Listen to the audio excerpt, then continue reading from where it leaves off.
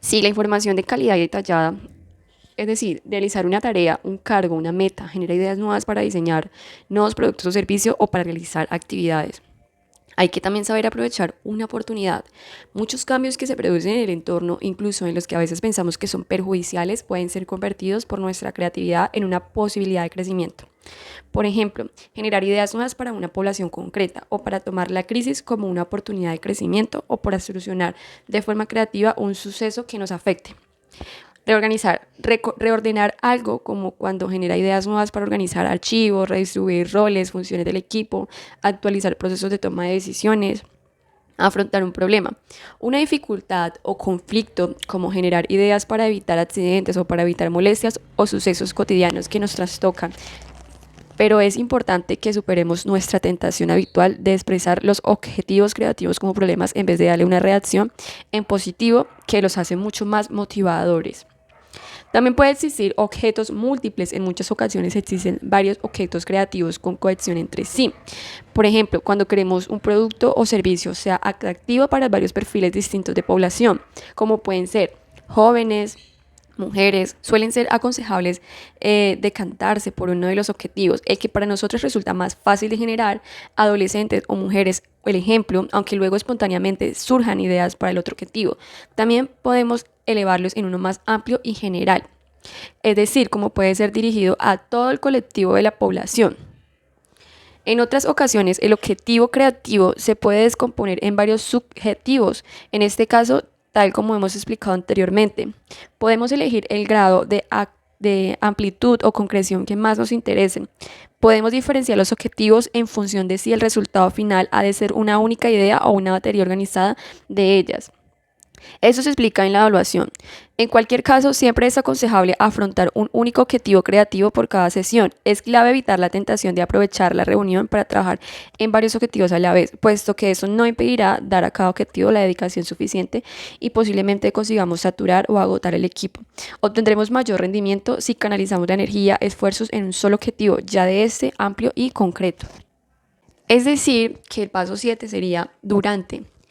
Explicar normas de funcionamiento. Se explican o se redactan las normas de funcionamiento de toda sesión de generación de ideas. Para grupos experimentados con los que ya hemos realizado otras sesiones de generación de ideas, también es importante hacerlo a modo de recordatorio de 2 o 3 minutos.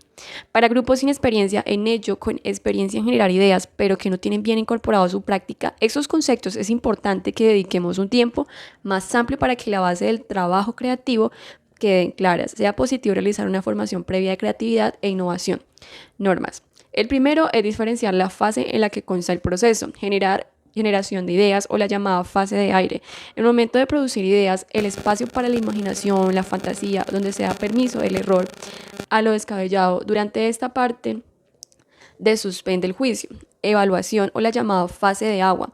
Evaluaremos la idea que hemos generado, valoraremos más riesgos, potencialidades, descartamos lo que no nos sirve, al menos por el momento. La reorganizamos en torno a concepto o familia sistemática a priorizar, así que entre el juicio lógico. Desarrollo o la llamada fase de tierra.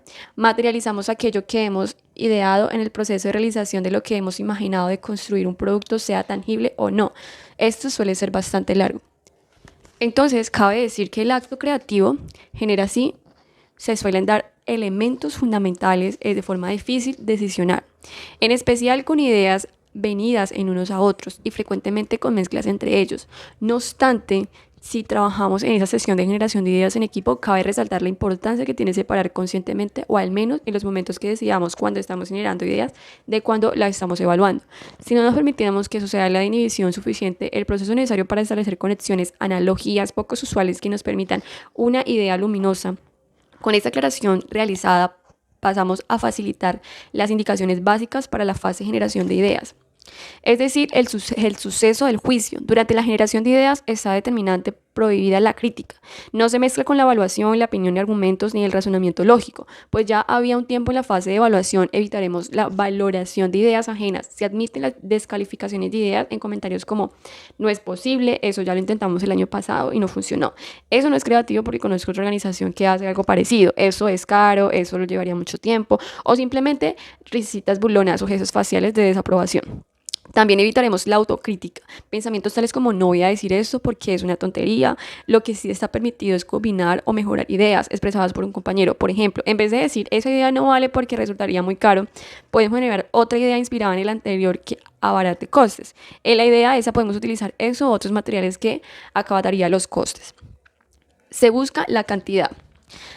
Aportamos todas las ideas imaginables, aunque en el resultado final busquemos no solo la novedad, sino también la calidad, es decir, que la idea sea valiosa. En esa fase resulta facilitador centrado solo en producir el mayor número de ideas posibles. De ahí vendrá la variedad y novedad de la idea, ahí la calidad. Se busca la estimulación recíproca. Casi todas las buenas ideas provienen de habernos inspirado con ideas, quizás descabelladas de otros compañeros, lo que llamamos en el mundo creativo ideas puentes. Las ideas son lo que todo el mundo, las ideas son de todo el equipo, dado que suelen ser producidas por la estimulación recíproca. Sería injusto considerar como propietario al miembro que ha expresado una idea valiosa que ha sido inspirada en una quizás larga cadena de ideas puentes sugeridas por otros miembros del equipo. El equipo entero ha de ser dueño de las ideas surgidas en el equipo de la independencia. Si las ideas de mayor acogida se ha expresado en un miembro a otro, debemos reforzar positivamente a todo el equipo por su trabajo, no solo a quienes verbalizamos las ideas más exitosas. De esta forma obtendremos resultados mucho más fructíferos, pues fomentaremos la cooperación, la expresión de ideas, en lugar de la competición y la lucha por sobresalir. Las intervenciones han de ser breves y espontáneas, explicar la idea en pocas palabras para no detener el flujo de generación. En casos excepcionales nos podremos extender un poco más a aquellas ideas que necesitan una cierta explicación o aclarar su principal matriz de valor. Se anotarán absolutamente todas las ideas. Algo que tendrá que hacer la figura es anotar. Paso 4. Durante. Explicar los roles. Para grupos con los que ya hemos generado ideas, bastarán menos 2 minutos para decir quiénes desempeñarán los roles dinamizados apuntador de recordar sus funciones. La persona facilitadora, dinamizadora o promotora es quien impulsa el proceso. Siempre ha de existir este rol, incluso en los grupos más experimentados. Alguien liberado para funcionar como guía ha de ser una persona formada y con experiencia no solo en dinamización de grupos, sino también en lo específico de generación de ideas para la innovación y contar con una buena dosis de motivación. Las funciones de las personas facilitadoras durante la generación de ideas son: anima, alienta a que el equipo genere ideas, vela porque se cumplan las normas, en especial arbitra, evitando que se hagan valoraciones, críticas, juicios, censura o descalificaciones. Garantiza que todas las personas tengan la oportunidad de participar, evitando que alguien monopolice, que se cometan faltas de escucha y que se produzcan intervenciones excesivamente largas, en especial los consistentes en argumentación y razonamiento lógico. Reduce el tema en caso de producirse prolongadas divergencias el objetivo creativo. En casos excepcionales, porque sugerir una nueva definición del objetivo o abordar una parte del mismo como objetivos múltiples. Controla el tiempo. Introduce a provocaciones o propone técnicas de creatividad. Propone distribuciones de trabajo a grupos individuales. Aunque también puede aportar ideas, no es su función principal. La persona anotadora es quien escribe todas las ideas que se produce durante la generación de ideas. Es un papel más difícil y valioso de lo que habitualmente creemos. Durante la generación de ideas sirve para mantener todas las ideas en su posterior evaluación. Es importante que escriba absolutamente todas las ideas y no descarte alguna porque son tonterías o porque ya se han dicho antes. Permite su consulta durante la producción. Esto es importante porque a veces es útil releer las ideas que llevamos a recordar alguna idea con mucho más potencial para contribuir tirando del hilo. Eso puede hacerse a petición de cualquiera del grupo, siempre contando con que a la persona facilitadora le parezca un momento oportuno. Liberar a las personas participantes para que no se aten a una idea. Si hay ideas ya apuntadas que van a tenerse en cuenta, las personas pueden liberarse de generar otras ideas nuevas. Estarán invirtiendo el tiempo y la energía en recordar esa idea, más que en generar otras.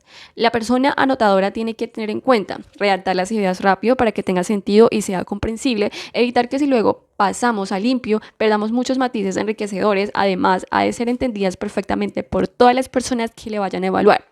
Tomarse el tiempo necesario, aunque intente escribir con rapidez, pide la pausa que sea necesario si no le ha dado tiempo de anotar alguna idea. Igualmente, para pedir aclaraciones, es el anotador quien marca el ritmo en ese sentido. El resto del grupo sigue generando ideas y exponiéndolas sin parar, salvo cuando el anotador lo indique. No esperemos a que apunte mientras nos haya una petición expresada por su parte.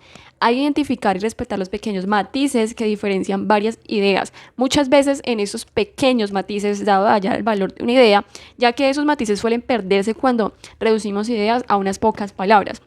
No es necesario que anote las técnicas de creatividad o las provocaciones que utilizamos para generar ideas, sino las ideas en sí. Quien anota también puede aportar ideas, siempre y cuando no descuide su función principal. Pueden anotarse las ideas en papel en un ordenador, pero no suele ser efectivo anotarlas en una pizarra o portafolios, puesto que enlentece la escritura y dificulta su manejo. Pueden también proyectarse mientras se escribe en un ordenador, pero tengamos en cuenta que no es tan importante estén a la vista de todo el grupo y que pueden restar productividad. Si el grupo tiende más a mirar la pantalla y ver cómo se escribe y generan nuevas ideas, tampoco suele ser muy útil grabarlas en audio, puesto que la mayoría de las ocasiones transcribir es un trabajo muy arduo y que no aporta mucha riqueza. En ningún caso sustituye eso el beneficio de una persona anotado. Después de todo esto, si ha llevado mucho tiempo, quizás es conveniente un descanso, pero no lo pongamos nunca después de la desinhibición. Paso 9. Durante. Propiciar la inhibición. En un momento destinado a generar un buen nivel de funcionamiento socioafectivo en el grupo, es decir, que todos aquellos relacionados con el clima de cohesión grupal, consiste en acercar al grupo al juego, todo vale, el pensamiento ilógico al pensamiento divergente, el desbloqueo a lo que hemos denominado fase del aire. Para ello podemos proponer técnicas de desinhibición, preferiblemente juegos que impliquen movimientos corporal. Pueden valer muchas las técnicas empresariales de grupos, pero también puede ser cualquier juego popular o dinamizador de grupos que conozcas. Recuerda que lo importante es la actitud con la que te dirijas al grupo de la realización de cualquier actividad. A veces puedes valer con un rato de tomar algo, desistir el ambiente social. Suele ser efectivo cambiar también un poco los espacios habituales de trabajo, ir a la cafetería, a los jardines durante un rato siempre y cuando tenga la suficiente intimidad. También son útiles los pequeños cambios de la posición del mobiliario, por ejemplo, sentarnos en círculo, retirar las mesas. Recuerde que no solo este es un espacio durante el proceso, ya que la clave del éxito para la creatividad e innovación de un equipo es su adecuado funcionamiento y nivel socioafectivo. Esto es el aspecto más importante, pues siempre genera más y mejores ideas un equipo en el que abunde la motivación. El resto, la apertura y la confianza, aunque no tengan idea de lo que es una técnica de creatividad, que cualquier otro equipo experto en técnicas de creatividad, la competitividad, el formalismo, la desconfianza y la descalificación tenga el terreno ganado. Entonces el paso 10, generar ideas. Recuerde que es más importante de lo que parece, estamos sentados en círculo. Un grupo también tiene un lenguaje no verbal y la forma circular nos recuerda que somos un equipo, que se espera la participación de todos y que al menos durante un rato no existen las jerarquías, aunque sí existen los roles de facilitador y apuntador. No suelen ser necesarias las mesas, a no ser que haya de realizar dibujos o esquemas, permitamos también la libertad de movimiento. Es frecuente que alguien se levante, pase y se mueva, ya que en muchas ocasiones ese movimiento le facilita su creatividad. También es importante adoptar diferentes posturas corporales. El tiempo que le podemos dedicar a ese paso también es variable, pero en unos 20 minutos suelen ser más que suficientes y mucho más, y luego debemos dar un impulso más con el paso 11. Recordemos que generar ideas cansa. Aunque parezca redundante, volvamos a leer el objetivo creativo y tal como lo ponemos en redactado. Queremos ideas nuevas empezamos ya la producción de ideas. Siempre la primera técnica que utilizar es el bombarding, lluvia de ideas. Cuando la frecuencia de ideas empiece a decaer, es el momento adecuado para introducir una técnica de creatividad que veremos en el siguiente tema.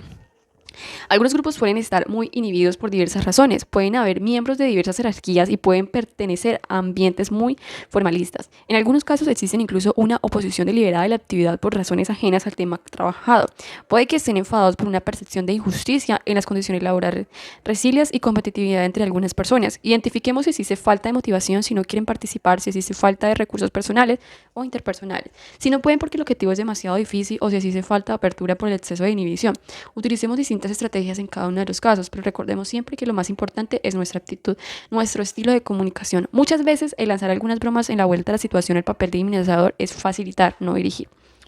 Otras habilidades de las personas facilitadoras es lograr el adecuado equilibrio entre el cielo y la tierra. En ocasiones los grupos están dando ideas convencionales, poco novedosas y concurrentes, están demasiado pegados a tierra. Y la realidad en este caso hay que incentivar a la imaginación con técnicas de creatividad, incluso actividades de desinhibición. También ocurre en ocasiones lo contrario, se anuncian constantemente ideas muy descabelladas e imaginativas, pero que difícilmente se pueden pasar a ideas útiles o aplicables. Hay demasiado aire, está muy bien que esto ocurra durante un cierto tiempo, pero aunque te parezca paradójico, la función de quien dinamiza en este caso sería el ayudar al grupo a ir aterrizado. Se puede releer los objetivos creativos y realizar comentarios como fenomenal.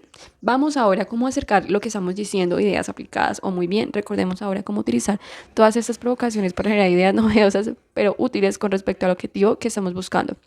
Si estamos satisfechos con el resultado obtenido, podemos cerrar aquí la generación de ideas, pero si tenemos tiempo suficiente, al grupo no está demasiado cansado y queremos ir más allá. Podemos pasar al paso siguiente. Paso 11. Durante generar más ideas. Hay que tener en cuenta el siguiente principio. Para obtener ideas inusuales hay que hacer un esfuerzo inusual. Aunque sea divertido, crear algo nuevo exige dedicar muchísima energía. Hay que tener en cuenta el siguiente principio. Bastará con dedicarle otros 20 minutos que es conveniente. Que haya un cambio con respecto al punto anterior para que el grupo no se agote. Por ejemplo, con algún juego breve, con movimientos corporales, utilizando técnicas que sean distintas a las que hayamos utilizado anteriormente. Si consideramos que el grupo está cansado y que ya han surgido suficientes ideas en el paso anterior, no tendremos por qué continuar. Una o dos técnicas serían suficientes en este paso. Vamos a ver algunas recomendaciones sobre las técnicas de creatividad más eficaces que utilizar en función del objetivo creativo que estamos trabajando. Ya definimos el tipo de objetivos en el paso 6, pero recuerda que cualquier técnica de adaptación de ella puede servir para cualquier objetivo, también que tan solo sea orientación. Con la práctica, cada facilitador tendrá sus preferidas. Para objetivos generalistas, podemos utilizar las siguientes técnicas: Brown Grids, mapas mentales, conexiones morfológicas forzadas, escape, identificación a la empatía. Para perfeccionar algo, utilizaremos alguna técnica entre las siguientes. El arte de preguntar es Camper. Conexiones morfológicas forzadas, que es una mezcla de listados de atributos y de relaciones forzadas, la identificación o empatía, Bionic Brad Reading. Para realizar una tarea o afrontar un problema podemos usar el arte de preguntar, provocaciones como por ejemplo la invención de las analogías, como pueden ser la mitología, la biónica, el DEAR 4x4, la técnica Da Vinci, mapas mentales y demás. Para aprovechar una oportunidad utilizaremos aportaciones al azar.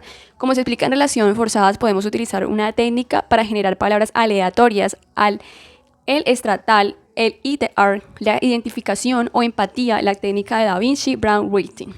Para reorganizar, las técnicas más aconsejadas con las que los mapas mentales o el arte de preguntar, algunas provocaciones o las analogías. Recuerda también que suele ser tremendamente productivo combinar el trabajo en el grupo del individuo. Cada uno de ellos tiene sus ventajas y limitaciones. Un equipo, hay mayor estímulo recíproco, pero en ocasiones mayor inhibición por condicionamientos sociales. En solitario podemos adaptar mejores nuestros tiempos, formas de trabajo personales, aunque la percepción sea menos plural. Una técnica que integra en parte ambos beneficios es el Brown Writing. Aunque no utilicemos ninguna técnica en concreto, podemos simplemente proponer unos 20 minutos a más a la generación de ideas individuales que después de podrán en común con el grupo.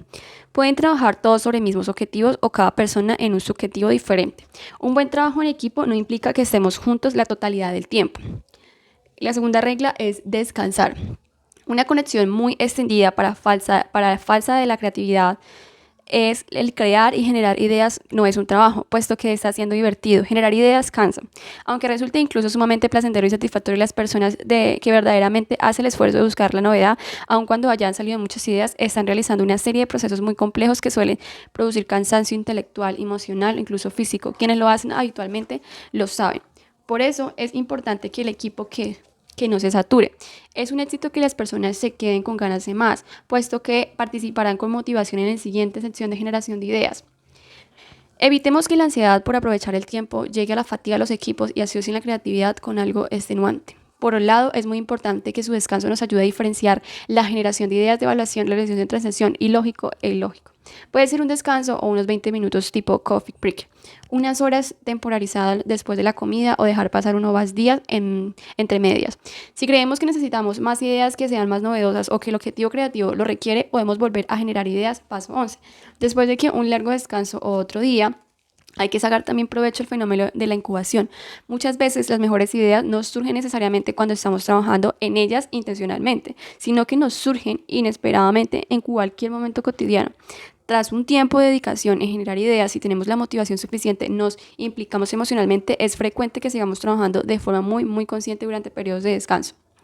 Nuestro cerebro sigue estableciendo conexiones. Ese nuevo hallazgo aflora en aquellas actividades que nos exigen poca atención, como ir en el autobús, estar en el baño o estar medio dormidos en la cama. Cualquier estímulo externo, por ejemplo, una frase que escuchamos en una película, puede aportarnos la inspiración para generar una idea valiosa o un enfoque novedoso.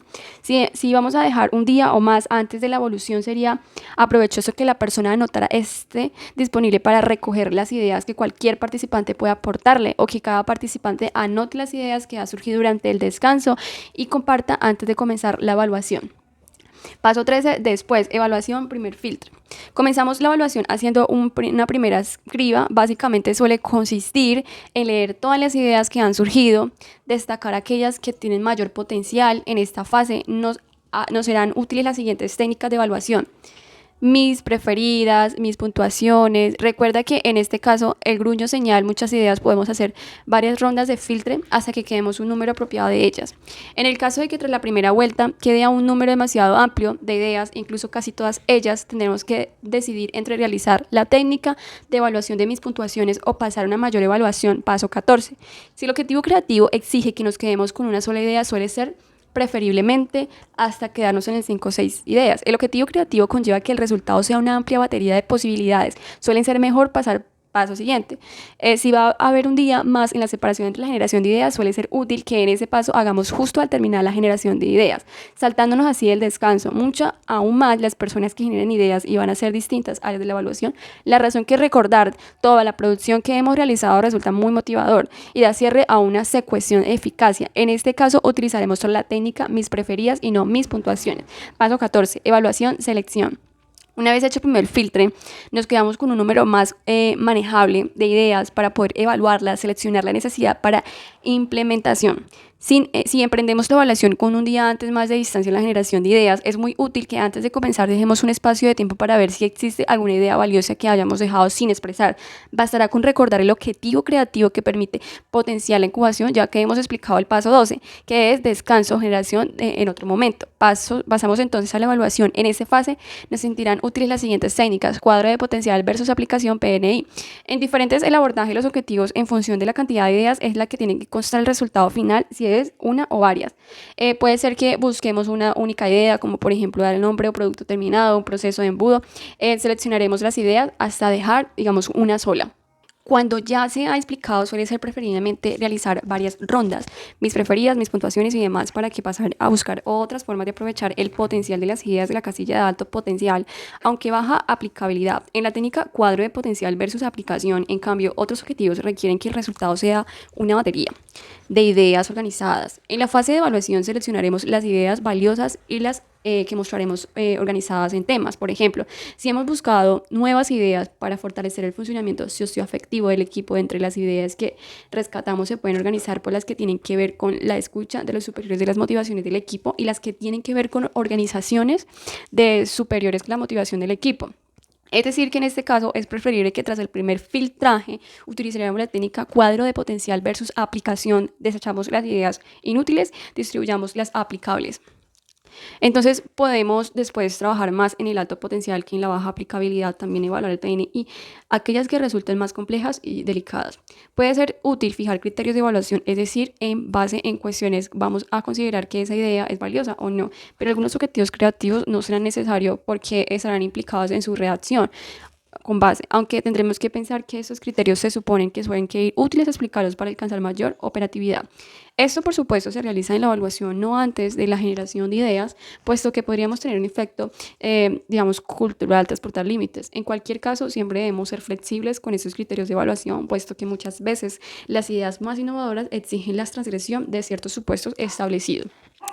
Muchas veces, tras la evaluación, nos surge la necesidad de generar ideas nuevamente para enriquecer y adaptar algunas ideas para superar un punto débil de alguna de ellas, para sacar más partido de las que se tiene potencial creativo, para que poca aplicabilidad o simplemente porque consideremos que podemos hacer un nuevo esfuerzo en busca de la novedad. En ocasiones nos surgen incluso nuevos enfoques, nuevos conceptos o nuevos objetivos creativos que enriquecedor aborda el posterioridad. Los posibles beneficios suelen compensar el tiempo que dedicaremos. Después de todo, elegiremos la idea y las ideas valiosas que desarrollaremos. Paso 15, el desarrollo. Cuando ya tenemos decidida la idea o ideas que implementar, comienza el proceso de darle forma, adaptarlas, implementarlas y materializarlas. Es decir, conseguir que realmente nos resulte valiosa la práctica. Antes que eso, conlleva dedicación, determinación y persistencia. Thomas Edison lo expresaba diciendo: en la creatividad, 1% de inspiración y 99% transpiración. Esa fase tierra es más determinar el éxito de una idea y lo que en muchas ocasiones parece. Por ejemplo, para que Mark Hoppington no bastó con únicamente unirse una cabeza de conceptos subyacente del palo, sino que todas las gestiones posteriores fueron decisivas para que el invento progresara, o sea, trabajo 99%. Desde cuestiones básicas como conseguir la financiación, enseñar a los clientes utilizarla, hasta otras como diseñar el escurridor, probar con diferentes materiales, diseñar el cubo con una forma curva de mayor consistencia que permitiría botar cosas en materia. Una mención especial merece el hecho de saber comunicar las ideas que hemos obtenido. Tenemos que saber motivar a la gente para que crea en el potencial de esa idea. Digamos, en ocasiones nos encontraremos en la resistencia habitual al cambio, más tiene un gran poder de atracción. La gente los identifica rápidamente y puede motivarse mucho más para colaborar en su desarrollo. Cuando expongamos a otras personas o equipos el resultado de nuestra generación de ideas, contemos solo las ideas valiosas seleccionadas y nunca las desechadas, o el proceso, las técnicas que hemos utilizado para descubrirlas. Por supuesto, ya sabemos que el proceso de crear o innovar es algo cíclico, que durante el desarrollo de la idea surgen ocasiones de volver a generar ideas, por ejemplo, para superar una dificultad, volver a evaluarlas. Cuando estamos implementando una idea, comprobamos que no funciona, lo que nos exige una nueva adaptación de la misma. Paso 16, después de evolución y archivo. Dar un buen cierre a todo proceso nos facilita enormemente el éxito de futuras convocatorias. En primer lugar, es imprescindible dar un feedback del resultado de las personas que han participado en el proceso. Si, por ejemplo, una empresa de empleado participó en la generación de ideas, ha de saber qué ideas se seleccionaron para su implementación y qué resultado ha dado su puesta en práctica. Eso resultará tremendamente motivador y animará a las personas a seguir generando ideas para la organización. No en absoluto necesario ni conveniente que se lleve a cabo todas las ideas de todas las personas, pero sí que se sientan que han sido escuchadas. También suele ser útil tener un archivo de las ideas que surgieron, eliminando las desechadas. Ese archivo puede contener que cada objetivo creativo abordado en la siguiente clasificación: ideas implementadas, las que ya hemos puesto en práctica; ideas que implementar, todas aquellas que pueden poner en práctica más adelante sin necesidad de mucha adaptación; y asimulantes, aquellas ideas y conceptos que tienen mucho potencial creativo pero que poca aplicabilidad, que sí un trabajo de mayor detenimiento; y nuevos objetivos creativos, aquellos que podríamos atender con posterioridad. Un archivo en banco de ideas es un capital de ingenio en una organización o equipo que puede tener gran valor para el uso de posteriores. Suele ser útil que esté disponible para cualquier persona de la organización. Finalmente, una evaluación del proceso de los 16 pasos nos permitirá mejorar nuestra potencialidad para crear e innovar. Herramientas que estimulan la creatividad en el trabajo. Entonces, en este apartado vamos a exponer diferentes herramientas o técnicas que podremos usar a la hora de estimular la creatividad en los trabajadores de nuestra empresa, ya que seamos líder del equipo o simplemente miembros de la organización. Espacio, tiempo para pensar. Google se ha convertido en el paradigma de esa filosofía, en espacios para la relajación y en una política empresarial que se permite a los trabajadores dedicar un tiempo a la jornada de proyectos personales o proyectos experimentales, sin la presión de una inmediata aplicabilidad ni la coacción de ningún jefe. Buzón de sugerencias. Un clásico que no es efectivo si no forma parte de una estrategia global, permite comunicar los resultados de las sugerencias en la organización, como Bayer TNT, demuestra que es posible obtener un buen rendimiento de estos mecanismos de organización.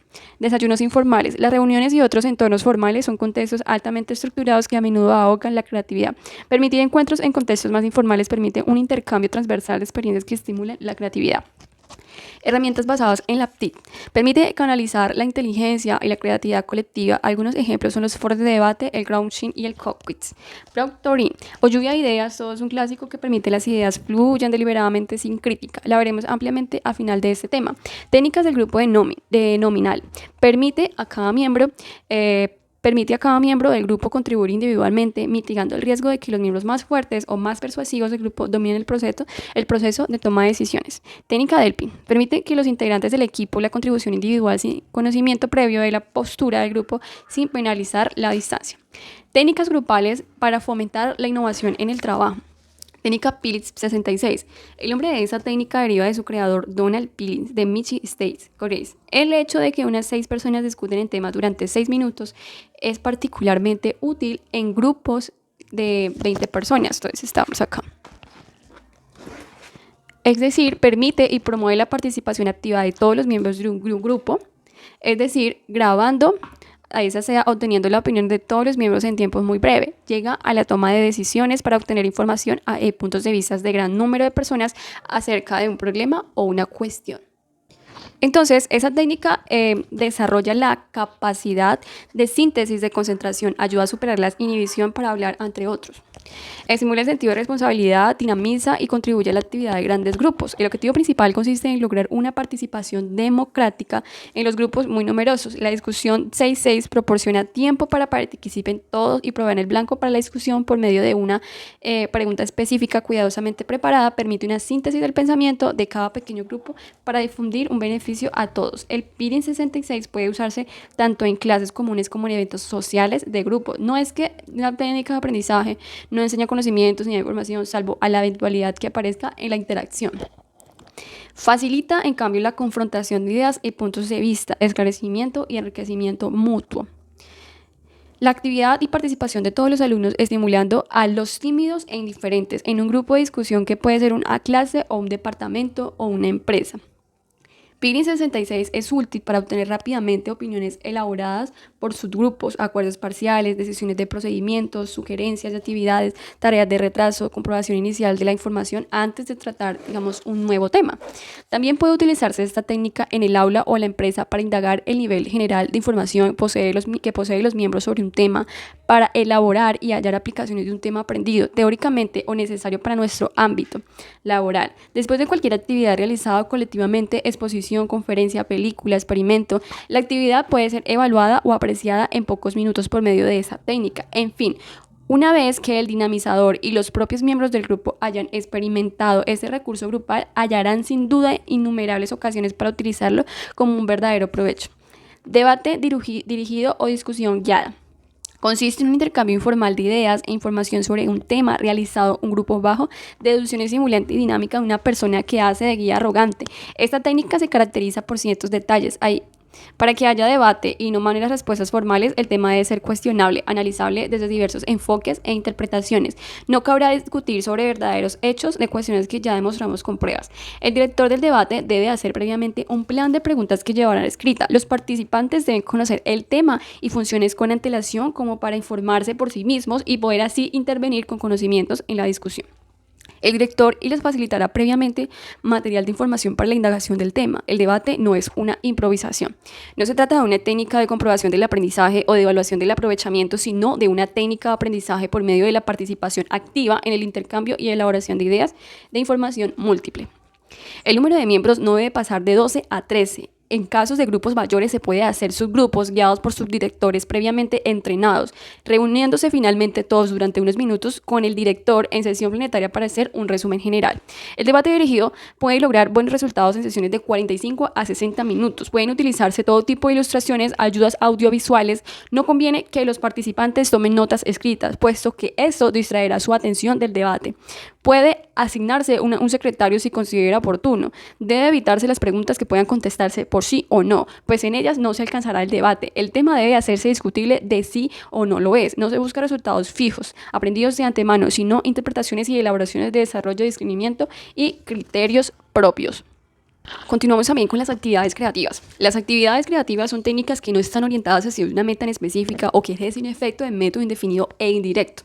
Entre dichas actividades se puede mencionar la música, los juegos, las atracciones, etc., donde los grupos pueden elegir y actuar con un objetivo principal puesto en el campo de la creación. Es posible aumentar la creatividad del grupo siempre y cuando esas sean elegidas en el encuentro de los intereses y las capacidades de los participantes. Grupo T. Definida el grupo T como un grupo relativamente poco estructurado en el cual los individuos participan para aprender. El aprendizaje está enfocado en el mismo individuo, a las demás participaciones y las relaciones interpersonales, a los procesos de grupo y a los 7 sistemas sociales mayores. Focus Group. La utilización de grupos focales es una técnica utilizada en el marketing y en la investigación social. Es una técnica de exploración donde se reúne un pequeño número de personas guiadas por un moderador facilitador de discusiones. Esta técnica maneja aspectos cualitativos. Los participantes hablan libremente, espontáneamente, sobre temas que se consideren de importancia para la investigación. Generalmente, los participantes se escogen al azar y se entrevistan previamente para determinar si califican o no dentro del grupo. Las reuniones del grupo focal van dirigidas por un moderador que utiliza una guía de discusión para mantener el enfoque en la reunión y el control del grupo. La guía de discusión contiene los objetivos del estudio e incluso preguntas de discusión abierta. Para determinar cuántos grupos se necesita, primero es necesario recopilar la información pertinente, generar hipótesis del tema de estudio y continuar la organización de grupos que la información obtenida esté completa. El tamaño aceptable para un grupo focal ha sido tradicionalmente de 8 a 10 participantes, pero existe la tendencia hacia grupos más pequeños según el fin establecido. Es decir, con los grupos grandes se obtienen más ideas y los grupos pequeños se profundizan más en el tema. Como apoyo, en esta técnica se utilizan observadores, equipos de grabación de audio y video, espejos unilaterales y salas de observación que ofrecen un ambiente privado, cómodo y de fácil acceso. En algunos lugares, los grupos focales duran durante todo el día o mediodía. Sin embargo, como regla general, el grupo focal no debería durar más de 2 horas. Los participantes deberán sentarse de forma que promueven su participación e interacción. Ronnie Plainet, cuando se desea que alguien comprenda la más íntimamente posible conducta o situación, se le pide que se ponga en el lugar que quien lo vivió en la realidad. Si en lugar de equivocarla mentalmente se asume el rol y se revive dramáticamente la situación, la comprensión íntima resulta mucho más profunda y esclarecedora. En ese consiste el role de Plainet o desempeño de roles. Representa la teorización, una situación típica en caso concreto. El objetivo que haga real, visible, vivida y de modo que se comprenda mejor la actuación de que a quienes deben intervenir en ella en la vida real. El objetivo citado se logra no solo con parte de quienes representan los roles, sino por parte de todo el grupo, que actúa como observador participante por su compenetración en el proceso. Los actores transmiten al grupo la sensación de estar viviendo el hecho como si fuera en la realidad.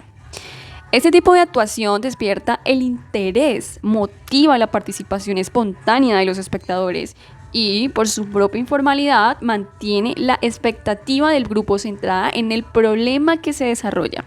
La representación escénica provoca una vivencia común a todos los presentes. Después de ella, es posible discutir el problema con cierto conocimiento directivo generalizado, puesto que todos han participado, ya sea como actores, como observadores. La representación es libre y espontánea, sin uso de libretos ni de ensayos. Los actores representan el rol descrito previamente, como si la situación fuera verdadera.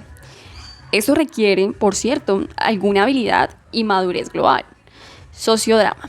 Esa técnica puede definirse como la representación dramatizada de un problema concerniente en los miembros del grupo, con el fin de obtener una vivencia más exacta de la situación y encontrar una solución adecuada. Esta técnica se usa para presentar situaciones o problemáticas, ideas contrapuestas, actuaciones o actuaciones contradictorias, para luego suscitar la discusión y la profundización del tema. Es de gran utilidad como estímulo para dar un comienzo a la discusión por un problema, caso del cual preferiblemente preparar el sociodrama con anticipación y con la ayuda de un grupo previamente seleccionado. Aquí encontramos la estrategia del océano azul como metáfora de la innovación. La síntesis que inspira esa estrategia es la necesidad de dejar a un lado la competencia destructiva entre las empresas si se quiere ser un ganador en el futuro, ampliando los horizontes del mercado, generando valor a través de la innovación. Ese mismo proceso, planteado para empresas, es susceptible entre ser trasladado a los procesos de innovaciones personales. Los autores de esa teoría se valen de un símil para diferenciar las dos situaciones competitivas más habituales en cualquier tipo de empresa: los océanos rojos y los océanos azules. Los océanos rojos representan toda la industria que existe en la actualidad, mientras que los océanos azules simbolizan la idea de negocio hoy por hoy desconocidas. En los océanos rojos, los límites de la industria están perfectamente definidos y son aceptados tal cual son. Además, las reglas del juego competitivo son conocidas por todos, y en este mundo las empresas tratan de superar a los rivales arañando poco a poco cuotas en el mercado. Entonces, ¿cuál es la diferencia? El océano rojo lo que pretende es competir el espacio existente del mercado. El otro crea un espacio sin competencia en el mecanismo. Vencer a la competencia, hacer que la competencia pierda toda importancia. Explotar la demanda existente en el mercado, crear una captura de nueva demanda. Elegir entre el disminutivo de valor y costo, romper el disminutivo entre valor y costo. Alinear todo el sistema de las actividades de una empresa con la decisión estratégica del diferenciador, y el otro es alinear todo el sistema de las actividades de una empresa con el propósito de lograr diferenciación a bajo costo. Entonces, conforme aparecen más competidores, la política de beneficios y crecimiento disminuye. Los productos que se exteriorizan al máximo y las competencias se tornan sangrientas. De ahí el color rojo del océano. Los océanos azules, por el contrario, se caracterizan por la creación de mercados en áreas que no son explotados en la actualidad y que generan oportunidades de crecimiento rentable y sostenible a largo plazo. Hay océanos azules que no tienen nada que ver con las industrias. Principios para desarrollar una estrategia de océano azul. El principio número 1 es reconstruir las fronteras del mercado. El proceso de descubrir y crear océanos azules no consiste en intentar predecir las tendencias de la industria o sector a través de adivinar.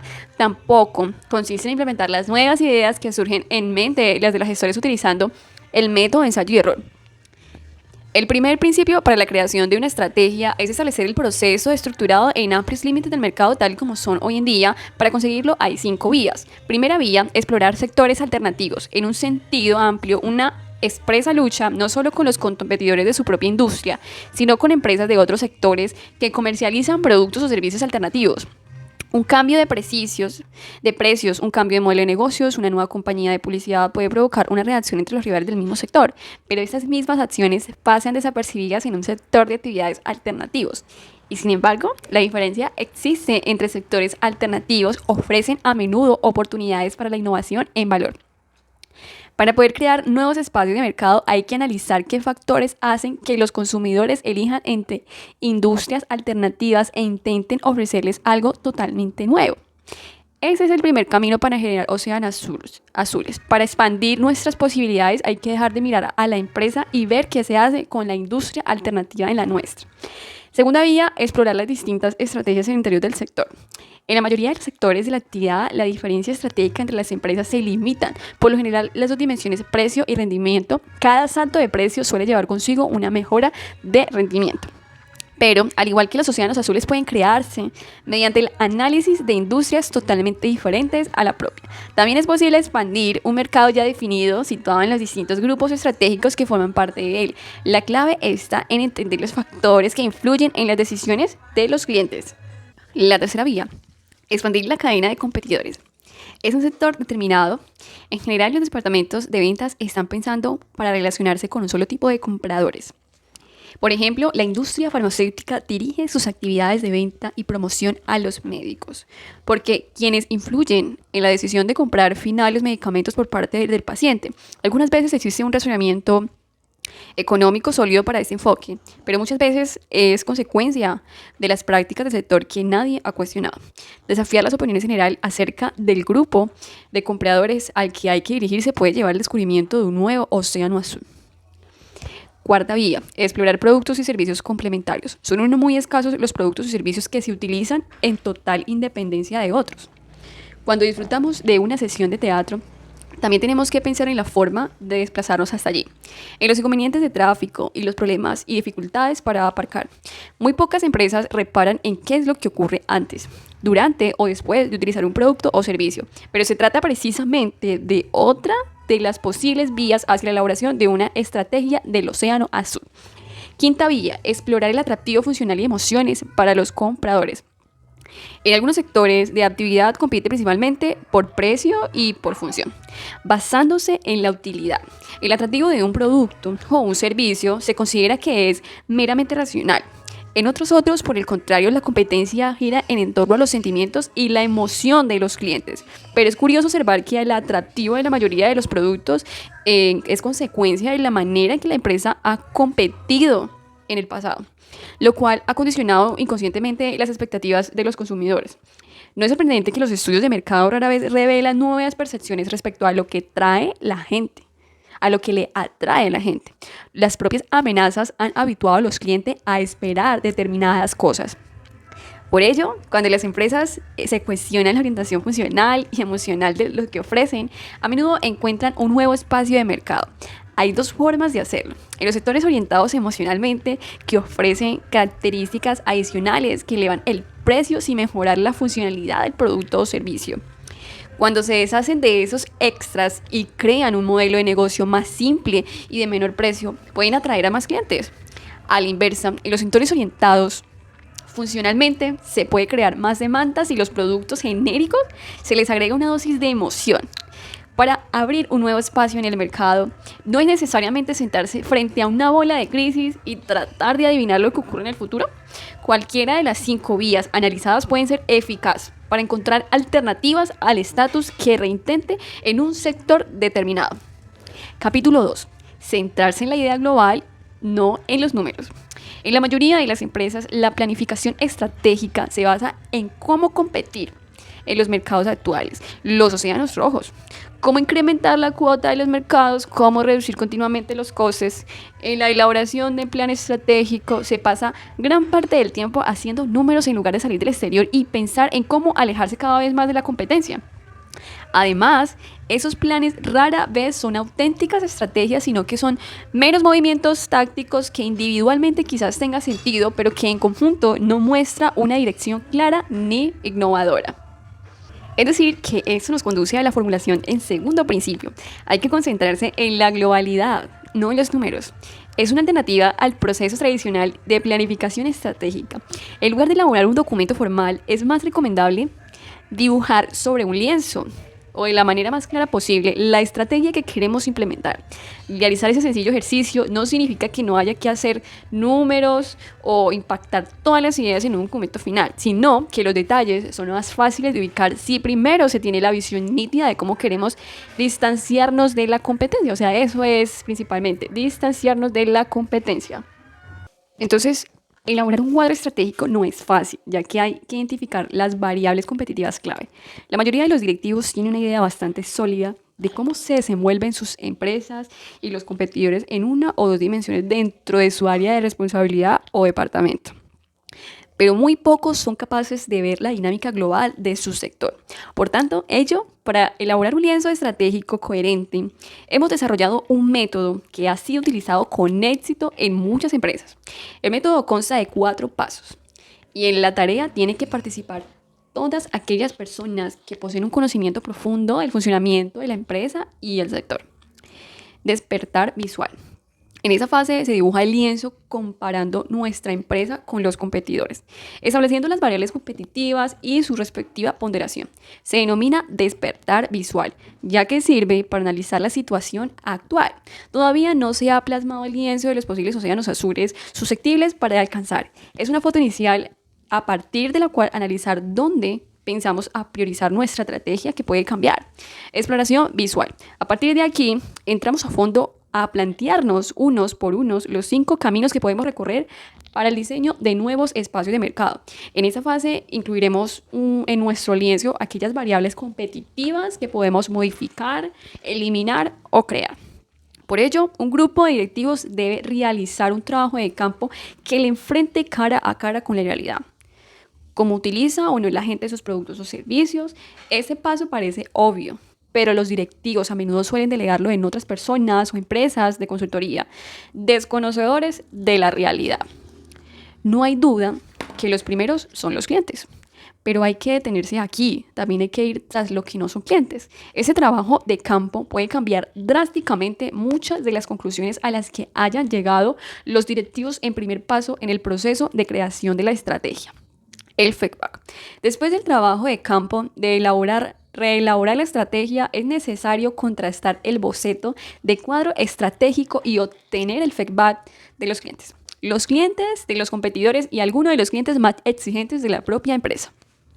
Es probable que aquí, en algunas de las variables competitivas, se consideren fundamentales que tengan acceso al valor para los clientes o no clientes. También puede suceder que algunas variables resultan que no estaban bien expresadas o bien se hubieran pasado durante la fase de despertar visual. Comunicación visual. Llegados aquí, el lienzo estratégico está terminado.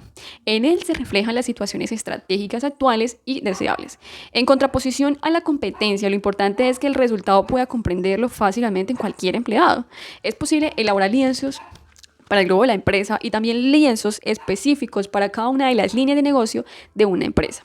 Si este fuera el caso, el lienzo estratégico podría estar compuesto por denominados pioneros, aquellas líneas de negocios en las que hemos identificado un posible océano azul. Los colones o líneas de negocio que tiene un lienzo estratégico identifica la competencia y los migrantes, que serían situados en algún punto intermedio. Si la oferta actual y los que planifican esta compuesta por muchos colones, se espera un crecimiento de la compañía, aunque eso significa que la empresa no está explotando todo su potencial y corre el riesgo de ser superada por empresas que innovan creando más valor. Cuando una industria denomina los colones, las oportunidades para crear océanos azules son mucho mayores, puesto Pero un cuadro estratégico no es la única parte del proceso de planificación estratégica. En algunas de sus etapas es necesario recopilar, analizar cifras, documentos. Los detalles se colocan si los directivos parten de la perspectiva global que indica cómo desmarcar de la competencia. Los métodos de visualización de la estrategia sirven para que esa vuelva a ser parte integrante del proceso de planificación estratégica y para mejorar a gran medida la posibilidad de crear océanos azules. Principio 3. Ir más allá de la demanda existente. Ninguna empresa quiere aventurarse para fracasar. Esto no conduce a formular el tercer principio de la estrategia del océano azul, ir más allá de la demanda existente. Para poder analizarlo, alcanzarlo, las empresas deben corregir dos prácticas estrategias clásicas, la que se centra únicamente en resolver la necesidad de los clientes actuales y la que conduce a una segmentación excesiva de los mercados. Cuanto más intensa es la competencia entre la empresa, más fuerte es el intento de personalización de la oferta de productos y servicios. El inconveniente es que se corre el riesgo de crear mercados y objetivos demasiado pequeños. Para minimizar el tamaño de los océanos azules, las empresas, en vez de concentrarse en los clientes, tienen que dirigirse hacia los clientes. En vez de extremar su atención a las diferencias entre los propios clientes, deben potenciar los elementos comunes que ellos valoran. A pesar de que Cemento no clientes ofrecen grandes oportunidades para crear océanos azules, son escasas las empresas que conocen sus características con el fin de atraerlos. Existen dos niveles distintos de no clientes. La diferencia entre ellos está en la distancia relativa que cada uno mantiene en relación a nuestro mercado actual. La persona que va a convertirse en no cliente son aquellas que consumen en cantidades mínimas los productos y servicios ofrecidos por la empresa competencia dentro del mismo sector. En cuanto a encuentran una opción mejor, abandonan impacientemente el producto o servicio. Están ubicados en el borde del mercado y a medida que aumenta su número, los mercados se estancan y tienen un problema de crecimiento. Sin embargo, dentro de este grupo, no clientes de primer nivel se encuentran encerrados en un océano de demandada exploración en la espera. Es importante analizar los aspectos que tienen en común sus reacciones ese tipo de no clientes, concentrarse en ellos y no en las diferencias que los separan, adquiriendo ideas sobre el modo de consolidación de los compradores entre sí, océanos de demandada, tendencia y explorar. El segundo nivel, no clientes, la forman aquellas personas que consideran la oferta actual de productos o servicios como inaceptables o más allá de sus posibilidades económicas. Sus necesidades se satisfacen por esos medios o como son ignoradas. Sin embargo, acercarse a ese tipo de no clientes puede resultar muy lucrativo.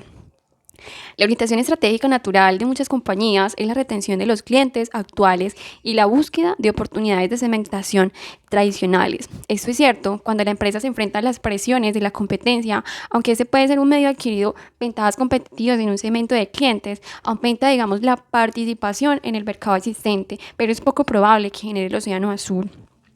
Si no se identifican las oportunidades, entonces se podrá optar por explorar aún más las diferencias que hay entre los clientes actuales. En este paso estratégico hay que ser consciente de que puede acabar aterrizando en un espacio de mercado más pequeño. También debemos tener presente que cuando los competidores logran atraer a los clientes mediante una innovación, un valor, mucho más de los clientes actuales pueden abandonarnos porque también podrían estar dispuestos a dejar a un lado sus diferencias para beneficiarse del salto de un valor que les ofrece. Principio 4. Asegurar la vitalidad comercial del océano azul. Es el momento 4, principio, que supone validar la estrategia para asegurar su comercial. El objetivo es reducir el riesgo que implica la implantación de una estrategia de este tipo. Para ello hay que plantearse varias cuestiones sobre la utilidad que encontrarán los clientes, si el precio de mercado está al alcance de las masas posibles clientes, si la estructura de costes es viable en relación a los precios que hemos marcado y si existen obstáculos para transformar nuestra actual propuesta de valor. La necesidad de ofrecer una utilidad excepcional a los clientes con nuestro nuevo océano azul parece algo evidente. Sin embargo, muchas empresas fallan en este punto. Al obsesionarse con las tecnologías e innovaciones, cuando lanzan una nueva idea de negocios excepcional a los clientes con nuestros nuevos productos, solo con el paso del tiempo reducen el precio para atraer a la gran masa de compradores. Es decir, que las empresas soportan una parte de mayor del coste, fase de desarrollo del producto y no en la producción. Eso es fácil de comprender en el sector del software. Una segunda razón es que el valor de un producto o servicio para un comprador puede estar estrechamente asociado al número total de personas que lo utilizan. Muchos productos y servicios son cada vez más una propuesta de todo o nada. Y se venden millones de golpes, no se vende nada. Por otra parte, el auge de los productos que incorporan un componente importante de conocimientos implica la posibilidad de que otros se aprovechen gratuitamente de este conocimiento. Sin embargo, muchas de las ideas más potentes de Océanos Azules, a pesar de tener un enorme valor en sí mismo, no introducen ningún nuevo descubrimiento tecnológico. Así no se puede patentar y son vulnerables a la intimidación. Por tanto, las campañas deben empezar con otra oferta de los compradores, no pueden rechazar y mantener al fin desalentar las limitaciones gratuitas. Cuando la utilidad excepcional se combina con la fijación de un precio estratégico, no hay sentido para la limitación. Para ayudar a los gestores a encontrar el precio oportuno para una oferta irresistible, puede ser la utilidad una herramienta como el túnel del precio. Primero, hay que identificar los precios de los productos o servicios que más se asemejen a nuestro océano azul. También hay que incluir un nuevo análisis de precios de aquellos productos o servicios que, teniendo una forma distinta a los nuestros, realizan la misma función, aquello otro, y distintas formas de funcionar comparten con nosotros el mismo objetivo. El espacio que reúne el mayor número de clientes es lo que denomina el túnel del precio, y dentro de los límites de ese túnel donde debe estar el precio que fijamos para nuestro océano azul. El segundo paso, este método de fijación de precios consiste en determinar el lugar exacto donde se situará nuestro precio. Esto dependerá de las características de nuestra nueva oferta de valor. Cuanto más difícil sea imitar por los competidores por protección leal, por patentes, porque la empresa pueda conseguir que no la imiten, mayor será el precio que puedan establecerse. Las empresas deberían situar sus precios en la banda media inferior que encuentran en alguno de estos casos. La oferta de valor tiene unos elevados costes fijos junto con bajos costes variable marginal. El atractivo de la oferta depende de que muchas personas utilicen o no el servicio. El océano azul es fácilmente imitable. En el caso de las compañías de bajo coste, su servicio no puede ser patenteado ni depende de activos exclusivos que puedan bloquear la imitación. La estructura de costos de productos o servicios Océano Azul se beneficia de la economía de escala y alcance. En dicho caso, el volumen trae consigo significativas ventajas de coste, lo que hace que fijar el precio para obtener el máximo volumen sea todavía más importante. Cuando la nueva oferta de valor pase al test, establecimiento de un precio estratégico, el siguiente paso tiene que ver con el coste. La mayoría de las empresas siguen un camino inverso, es decir, primero establecen lo que les cuesta producir el producto o servicio y a continuación le suman el beneficio que quieren obtener. Sin embargo, si queremos que nuestro océano azul resulte extremadamente difícil de imitar por los competidores, lo mejor es determinar el precio según el modelo del túnel de precios. Después, restarle el margen de beneficios deseados para de este modo obtener el costo objetivo que queremos conseguir. Para lograr este costo objetivo, las empresas tienen tres opciones. La primera, lugar de introducción e innovación que racionalmente la cadena de suministro debe a la fabricación hasta la distribución. También es posible racionalizar los costos asociados con otros. Por último, pueden intentar transformar el modelo de precios establecidos en la industria. Es decir, es preciso señalar que un modelo de negocios imbatible puede que no sea suficiente para garantizar el éxito comercial de un océano azul. Por definición, este tipo de ideas amenazan el statu quo, que es plausible provocar el miedo y la resistencia a otros empleados. Las empresas asociadas al público en general. En conclusión, los principios innovadores que aportan la estrategia Océano Azul son 4. Crear nuevos espacios de consumo, centrarse en la idea global y no en los números, ir más allá de la demanda existente, asegurar la viabilidad del océano azul. Una vez aplicados los 4, nuestra estrategia está lista de ser implementada. Sin embargo, dar nacimiento a un océano azul no es un proceso estático. Cuando una empresa se embarca en este tipo de estrategias, tarde o temprano los imitadores pueden aparecer en el horizonte. Las empresas, por tanto, han de aprender a no regocijarse en los éxitos actuales para navegar con éxito en un mercado sobresaturado. Es ineludible mantenerse en alerta permanente.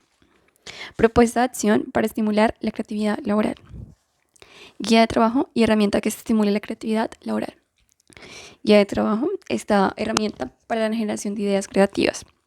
Está también el test verbal, cinética, el Brownie o tormenta de ideas, el diagrama de Treatment, el diagrama de definición, diagrama de relaciones, 38 reglas de la creatividad. Herramientas para la generación de ideas creativas. Es decir, que el pensamiento lateral, existen numerosas técnicas formales de pensamiento lateral. Se ha demostrado a través de muchos años de aplicación con personas distintas en diferentes culturas que esos instrumentos funcionan sistemática y eficazmente. Los instrumentos de trabajo son tan fundamentales o tan básicos para el proceso creativo que si alguien no logra utilizarlos bien es imprescindible que pueda ser creativo. Es de suma importancia que los aprendices del pensamiento creativo se esfuercen por aplicar correctamente los métodos, ya que sería penoso que abandonaran en el primer intento con el convencimiento de que nunca llegará a ser creativos. A continuación se presentan algunas de las técnicas más utilizadas. El foco. No se le considera un instrumento creativo, pero lo es. Creemos que la creatividad solo se aplica a problemas graves y dificultades que parecen no tener solución sin una salida creativa. En estos casos suele necesitarse un alto grado de destreza creativa. Podemos suponer que alguien concentra la atención en algo que nadie se ha molestado antes en pensar. En este caso, incluso en pensamientos creativos muy pequeños puede producir resultados espectaculares. No existe competencia, estamos en territorio virgen. Es decir, que hay inventos que triunfan, enfrentándose a poco entreeligen campos que nadie había afrontado y con una pequeña mejora producen un invento importante. La búsqueda de esos puntos de atención inusuales, ignorados, constituye una técnica creativa. El foco es el esfuerzo liderado por elegir un nuevo foco de atención. El cuestionamiento. El cuestionamiento creativo es algo muy particular. En esta técnica se cuestionan las formas de hacer las cosas, el por qué y se pueden existir otras maneras adecuadas de hacerlo. Debemos tener claro que el cuestionario creativo difiere totalmente del cuestionamiento crítico. El cuestionamiento crítico trata de evaluar si el modo efectivo de hacer algo es correcto. El cuestionamiento crítico es un cuestionamiento de juicio. Se dedica a demostrar que algo es defectuoso o erróneo y después intenta mejorar o cambiar la manera en cómo se realiza. Esto es el comportamiento normal del perfeccionamiento. Herramientas para la generación de ideas creativas. El pensamiento lateral.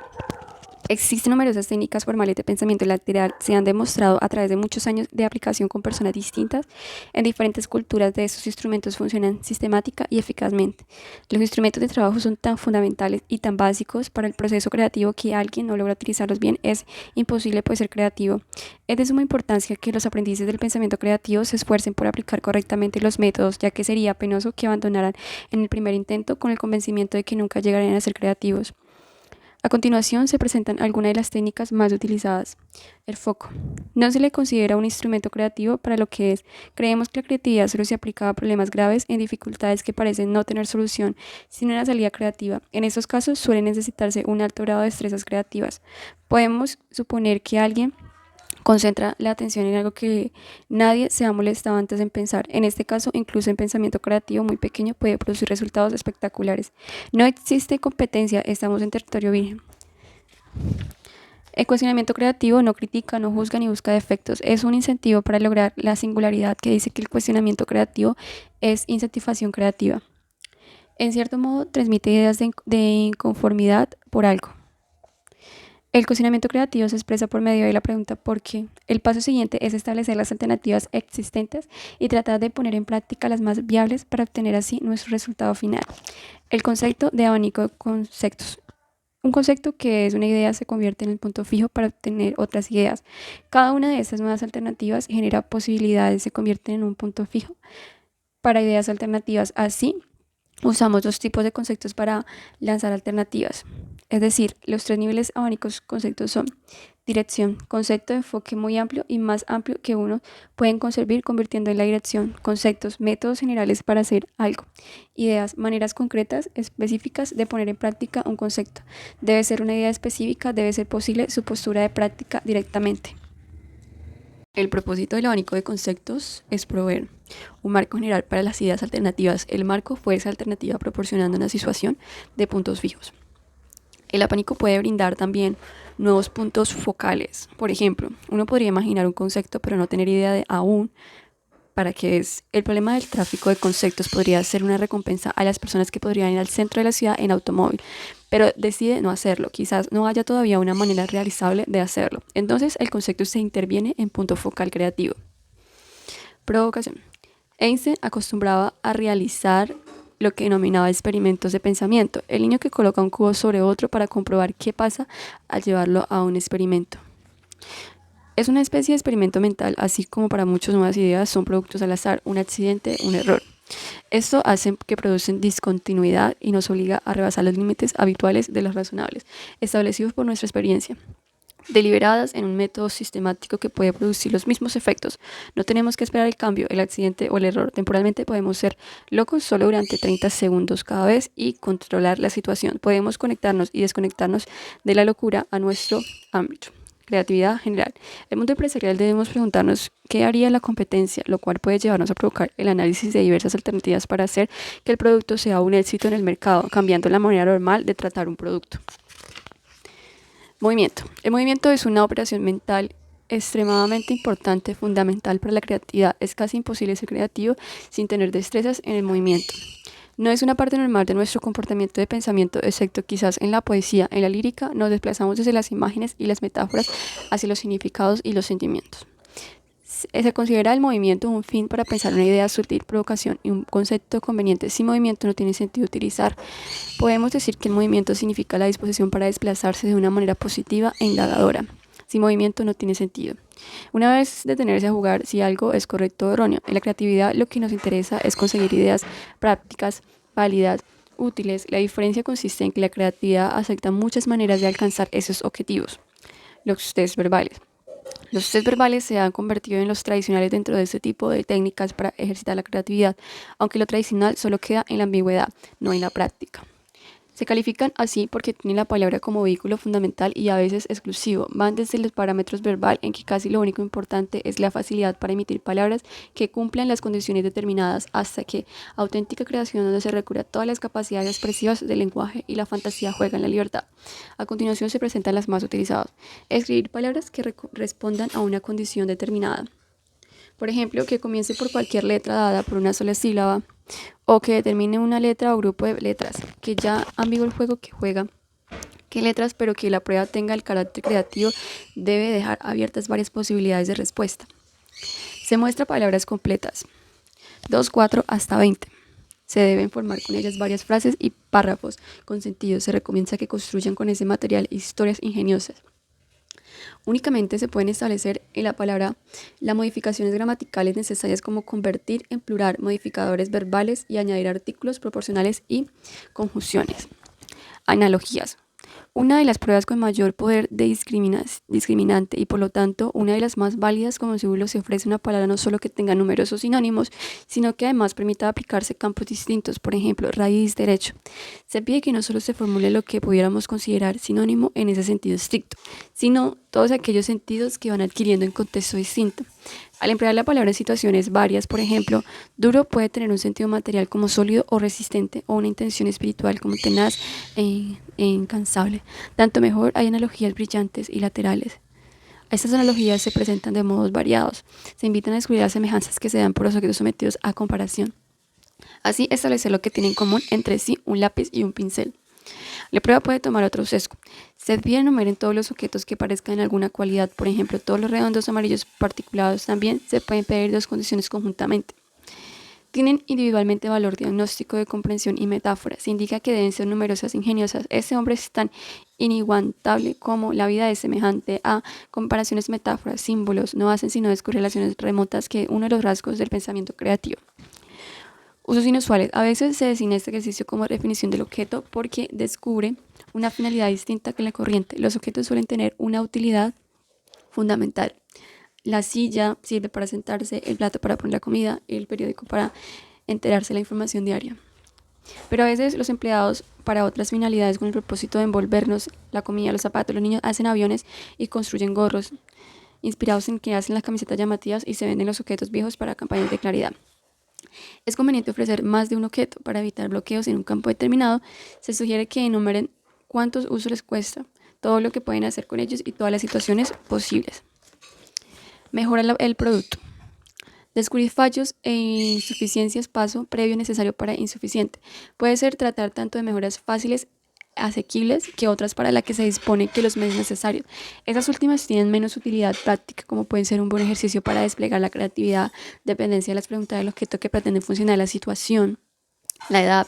No es lo mismo reunir un grupo de expertos que apunten posibles soluciones, de entre las cuales hay que seleccionar la mejor para pedir a los niños la imagen como debería ser un juguete para que cumpliera todos los sueños, pero que fuese divertido a no poder y encontrar el cuanto deseará. Hay que sintetizar. Superar datos dispersos en busca de soluciones unificadoras es un buen índice de creatividad. Una cátedra donde se integren piedras y maderas, cristales y argamasas, pilares, bóvedas, arcos, ventanales, resortones, esculturas, hasta unidades superiores a veces sublime, es algo que denota el talento creador del artista que los soñaron y forjaron. Un sistema filosófico y un viaje especial, una ópera o una organización social que coordina voluntades y alcanza vastos y nobles objetivos. Todo eso denota una capacidad de fundir elementos dispersos y trascendentales hacia síntesis ambiciosas unificadoras. Uno de los procedimientos más utilizados para detectar esta capacidad consiste en poner títulos variados, agudos, sugerentes y pequeñas historias. El título ha de captar lo esencial presentado, decir todo que un modo comunicativo intenta que el mensaje no quede ignorado y a la vez invita a su lectura. Los eslogans publicitarios apuntan a lo mismo y también se utilizan para detectar esa capacidad sintetizatora. Se requiere transmitir las cualidades esenciales del producto, sus virtudes de un modo persuasivo, respondiendo a cuanto al público anhela en campo determinado. Búsqueda de causa y consecuencias. A partir de una imagen se pregunta por los antecedentes, por cuánto se aconteció antes de llegar a esa situación, cuándo lo han hecho posible y lo explica. Por tanto, lo que lo predeció, más bien las ciencias experimentales se han preocupado por los antecedentes. El pensamiento, consecuencia, es el más funcional en la vida cotidiana, tanto desde el ángulo individual como desde el colectivo. Lo importante es anticipar el futuro, prever las consecuencias de nuestros actos, sospechar los pros y los contras de seguir nuestras acciones, de cómo cada alternativa llega lejos, nos conduce a situaciones ante lo que no podemos cerrar los ojos. En las pruebas es preferible que se recurran a campos no directamente relacionados con la experiencia personal, para que no se limite a repetir informaciones previas, realizarse un mayor ejercicio adivinatorio. Ejercicio muy similar a ese es el diseñar situaciones futuras, cuanto más lejanas, mejor. Prueba de dibujo de imágenes. El campo de la psicología clínica, el test de proyectivos, que son variantes y adaptaciones, son utilizadas para el desarrollo de las capacidades creativas de los niños y adultos. La psicología plantea que las personas proyectan en forma continua sus percepciones, sus emociones, sus sentimientos, sus pensamientos acerca del medio externo sin que se percaten de ellos. Las pruebas proyectivas están diseñadas para arreglar esos impulsos y sentimientos inconscientes. Las pruebas de dibujo tienden a utilizarse en los niños a pesar de que el conocimiento referente a los dibujos normales apenas empieza a acumularse. Es un examen popular. Los que hacen las pruebas deben dibujar una casa, un árbol, una persona. Es característico que se piense que los dibujos son símbolos. Cinética. El propósito de la teoría cinética es incrementar la probabilidad de éxito en la resolución de los problemas, y para ello es necesario conocer los mecanismos que influyen en el logro de novedad fundamentada. La práctica cinética es descrita como una sacudida de cerebros y posee gran habilidades para la formación de grupos de trabajo creativo en la solución de cualquier tipo de problema. La palabra cinética proviene del griego, que significa la acción de juntar elementos diferentes, aparentemente poco significativos y desconectados. Así, la teoría hace referencia a la integración de distintos individuos en grupos para el planteamiento y la solución de problemas. Es una teoría operacional por el uso consciente de los mecanismos psicológicos preconscientes de la actividad humana creativa. El carácter fundamental de esta teoría está determinado por el grado de generalidad de la innovación, opuesto a las restricciones que impone un cambio muy limitado de aplicación, los cuales desvalorizan la novedad. La práctica cinética describe como sacudida de los cerebros, nos hacen combinar los cerebros sistemáticos y expertos, uniéndolos con periodos de instrumentación en la que se experimenta. Modelizan e investigan mercados. Los expertos provenientes de disciplinas diversas, ciencias, ingeniería, economía, realizan además sesiones de discusión de análisis crítico. Las premisas de la cinética son los siguientes. El proceso creativo puede describirse de manera concreta, es intangible y estrenable. El fenómeno cultural de la innovación es parecido a un arte de ciencia y se caracteriza por los mismos propios procesos psíquicos. El proceso creativo es parecido a un individuo y en el grupo, mientras que sus hipótesis complementarios son: la eficiencia creativa puede aumentarse y mejorarse notablemente si se entiende el proceso psicológico operativo. El proceso creativo, el comportamiento emocional es más importante que el intelectual, e irracional más importante que el racional. Son los elementos emocionales e irracionales los que hacen ser entendidos con un fin de aumentar la probabilidad de éxito en las reuniones en la resolución de problemas. La práctica de la cinética comienza por la formación de grupos, lo cual se realiza en las 3 fases: selección de personal, entrenamiento e integración dentro de un ambiente, la institución, empresa u organismo que desea aplicar el método. Las fases técnicas prácticas del proceso cinético son los siguientes: el problema como parece, planteado a los creativos o por los creativos. Hacer familia, lo extraño, análisis para revelar componentes y factores. El problema como es entendido, análisis detallado hasta minucias que completa la maduración del problema como aparece. Mecanismos operacionales, analogías metafóricas relativas. El problema como es entendido. Hacer extraño lo familiar se parece a percibir el problema como ajeno a nosotros. Estados psicológicos. La actividad mental hace el problema alcanzar los estados e inclusión y postegración, especulación y lugar común que la teoría cinética describe como clima psicológico más propicio para la innovación. E integración de estados con el problema. Alcanzado los estados se compara conceptualmente la analogía más aproximada con el problema como se ha entendido, consolidar así su rigidez. Punto de vista innovador obtenido como consecuencia de la anterior comparación e integradora como sentido técnico. Solución o meta de la investigación. El punto de vista es llevado a la práctica para su ensayo o bien es objetivo de investigación. Este intento de estipular los mecanismos innovadores previamente identificados es un avance sobre la posición cercana al azar, la cual espera obtener mayor rendimiento creativo con más gente o más tiempo dedicado a través de innovar, mientras resalta la figura del individuo genial dotado de creatividad transferible. La organización de sesiones sistemáticas de sacudimiento de cerebros orientados por los mecanismos cinéticos es más efectivo que el sistema original en que se orientan y se entrenan los procesos analógicos sinérgicos por interacción en el grupo. Grupo 6. Aparece la cinética, se lleva a cabo con el experto, el moderador, los participantes, las técnicas, hacer de lo extraño algo familiar, hacer de lo familiar algo extraño. Previene el griego significado, digamos, parecer, no relacionados. Las fases: planteamiento del problema, análisis, explicación, generalización, preguntas, exámenes, preguntas evocativas, selección de analogía personal y demás. El brainstorming o tormenta de ideas. La tormenta de ideas o brainstorming es una técnica para fomentar la creatividad y la innovación en grupos y probablemente sea la técnica por excelencia para el desarrollo de la creatividad en grupos de trabajo. Con el brainstorming se pretende superar las condiciones adversas para la producción de ideas y generar experiencias nuevas, favorecedoras para todos los involucrados. Los miembros del grupo aportan durante un tiempo previamente establecido el mayor número de ideas posibles sobre un tema o problema determinado. Que interesa en primer lugar la cantidad de ideas. Conviene que las aportaciones sean breves, que nadie juzgue, ninguna que elimine cualquier crítica o autocrítica, que no se produzcan en discusiones ni explicaciones. Su objetivo fundamental es idear una solución a un determinado problema o mejorar la solución existente. A lo largo de casi 4 décadas de su uso, brainstorming ha adquirido múltiples facetas. Apenas hay un rasgo en el que esté de acuerdo teóricos usuarios de esa técnica, pero hay un principio invariable que es la esencia misma del método, lo que diferencia de cualquier otro y que durante la fase productiva de ideas está absolutamente prohibida toda crítica. Algo que no solo es recomendación, sino que fases fundamentadas psicológico. En los sistemas de liberación tradicional, cuando se reúnen los grupos para resolver el problema, gran parte del tiempo se invierte en atacar las ideas ajenas a defender las propias. El resultado es que muchos hallazgos se exponen en público por miedo al fracaso. Gran parte del tiempo es consumido en inútiles debates donde cada cual se reafirma su posición inicial. Con la frecuencia endurecen las posiciones. Más que ese diálogo, se trata de interminables y retiradas monólogos. Tras una larga sesión han aflojado pocas ideas y en la aceptación final pesa mucho la posición relevante de quienes la expresan, sus condiciones de liderazgo o su facilidad de expresión. Con el brainstorming se superan casi esas condiciones adversas para la producción de ideas. Hay que dejar vía libre al pensamiento de todos y conceder igualdad de oportunidades de expresión. Se quiere ofrecer el clima necesario para que todas las soluciones sean explícitas. Nadie debe quedar sin poder intervenir. Nadie puede monopolizar la producción de ideas nuevas. Es posible que más valiosas sean portadas por individuos con pocas capacidades expresivas y dialécticas, pero con grandes intuiciones, capaces de ver nuevos caminos donde otros creen que están cerradas todas las posibilidades. Hay que eliminar todos los temores o bloqueos. Los resultados varían extraordinariamente en experiencias en las que existen prejuicios y otras en las que los miembros sienten que tienen la libertad de expresar y jugar y juzgar con las ideas. Los temas en juego y la composición de los grupos también afectan esta libertad, pero el hecho es evidente: con los juicios libres, la producción aumenta de un modo extraordinario, por la sencilla razón de que absolutamente nada de cuatro alguien piense se ha quedado oculto. Aquí que aprovecha hasta la última de las ocurrencias. Las opciones de toda alimentación a la reflexión colectiva es eliminación de todo juicio crítico, regla de oro brainstorming.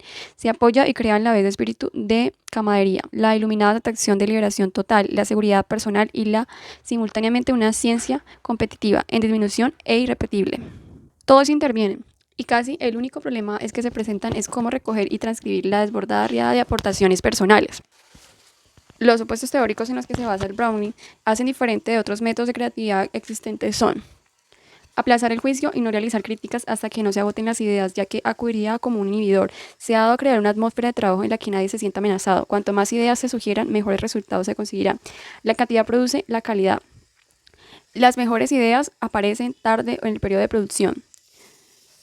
Será más fácil que encontremos la solución de grupos que pueden ser efectivos. Asociamiento, se ponen en juego la imaginación y la memoria de forma que una idea encarnada tras otra. Las leyes que contribuyen a asociar las ideas son semejanzas, son analogías o metáforas. Oposiciones, nos da miedo de conectar dos polos opuestos mediante las antítesis y la ironía. Durante la sesión, la idea de una persona será asociada de manera distinta por cada miembro y hará que aparezcan otras por contacto. Composición del grupo. El director es la figura principal y encargada de dirigir. Debe ser un experto en pensamiento creador. Su función es formular claramente el problema y que todos se familiaricen con él. Cuando lo haga, debe simular ideas, hacer que se rompa el hielo en el grupo. Es el encargado de que se cumplan las normas, no permitiendo las críticas. Debe permanecer callado e intervenir cuando se corte la influencia de ideas y lo que sería útil, llevar su listado de ideas. Su función también será el que todos participen y den ideas, conceder la palabra. Además, es la persona que da por finalizada la sesión. Posteriormente, clasificará las ideas de la lista que lo proporciona el secretario. El secretario registra por escrito las ideas según vayan surgiendo. Las redacta y asegura que todos estén de acuerdo con lo escrito. Por último, realizar una lista de ideas. Los participantes pueden ser habituales o invitados, o miembros o no de la empresa. Su función es producir ideas, convierte que entre ellos no existan diferencias jerárquicas. El proceso de Browning se desarrolla en las 3 fases. Descubrir hechos. Al menos con un día de antelación, el director comunicará por escrito a los miembros del grupo los temas que tratar. El director explica los principios de la tormenta de ideas e insiste en la importancia de tenerlos en cuenta. Precalentamiento. Se convierte en la sesión con una ambientación de unos 10 minutos tratando un tema sencillo o no comprometido en una fase especialmente importante para los miembros sin experiencia. Planteamiento del problema. Se termina el problema delimitándolo, precisándolo, clarificándolo. A continuación se plantea el problema, recogiendo las experiencias que posee en cada consultante. Documentación, cuando es complejo, conviene dirigirlo en partes. Aquí es importante la utilización de análisis desmesurado y el problema en pequeñas partes, conectándolo lo nuevo a lo desconocido. Producir ideas. Se van aplicando alternativas, se busca producir una gran cantidad de ideas aplicando los principios que hemos visto anteriormente. Se ha trabajado mucho. Es un buen momento para que se produzcan asociaciones. Muchas de las nuevas ideas serían ideas antiguas, mejoradas y combinadas con varias y ya conocidas. Clausura de la reunión. Al final de la reunión, el director da las gracias a los asistentes y les ruega que no abandonen el problema, ya que el día siguiente se les pedirá un listado de ideas que le pueden haber surgido. Se incorporan las ideas surgidas desde la reunión. Descubrir soluciones. Se elabora un listado definitivo de las ideas para seleccionar las que parecen más interesantes. Se elabora una lista definitiva de todas las ideas, se selecciona y realiza desechando las ideas que no tienen valor y estudiando así cuáles son las válidas, las que se consideran interesantes, las mejor en establecer una lista de criterios de conveniencia o no de cada idea. Se seleccionan las ideas más útiles y si es necesario se ponderará. Pueden realizar los mismos miembros del grupo, crear otros para otra tarea, clasificadas por categorías, tareas que corresponden al director. Presentación de las ideas seleccionadas se suelen presentar de forma atractiva con la ayuda de soportes visuales. Diagrama de Chagas, espina de pez, también conocida como diagrama de causa y efecto. Se basa en representar mediante el esquema gráfico los orígenes de las posibles causas de los problemas e ir avanzando progresivamente hacia la causa más profunda, de modo que una vez conocidas las causas profundas se tomarán las medidas para solventarlas. Cuando se ha identificado el problema a estudiar, es necesario buscar las causas que producen la situación anormal. Cuando el problema, por complejo que sea, es producido por factores que puedan contribuir a una mayor o menor proporción. Esos factores pueden estar relacionados entre sí y en el efecto que se estudia. El diagrama de causa y efecto es un instrumento eficaz para el análisis de diferentes causas que ocasionan un problema. Su ventaja consiste en el poder de visualizar las diferentes cadenas que componen causa y efecto, que pueden estar presentes en un problema, facilitando los estudios posteriores de evaluación del grado de aporte de cada una de esas causas. Cuando se estudian problemas de fallos en equipos, estos pueden ser atribuidos a múltiples factores. Cada uno de ellos puede contribuir positiva o negativamente al resultado. Sin embargo, algunos de estos factores pueden contribuir en mayor proporción, siendo necesarios escoger la mayor cantidad de causa para comprobar el grado de aporte de cada uno, identificar lo que afecta en mayor proporción para resolver esa clase de problemas. Es necesario disponer de un mecanismo que permita observar la totalidad relacionada a la causa y el efecto. Construcción del diagrama de efecto. Esta técnica fue desarrollada por el Dr. Karuichi en 1953, cuando se encontraba trabajando con un grupo de ingenieros de la firma de Kawasaki.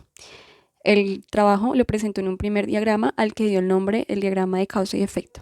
Su aplicación se incrementó y llegó a ser muy popular a través de la revista de Ganga Town, debido a que su forma se le conoce como el diagrama de espina al pescado. El reconocido experto en calidad, Dr. Juran, publicó en su conocido Manual de Control de Calidad esta técnica, dándole el nombre de diagrama de Isaac-Wack. El diagrama de causa y efecto es un gráfico de la siguiente información.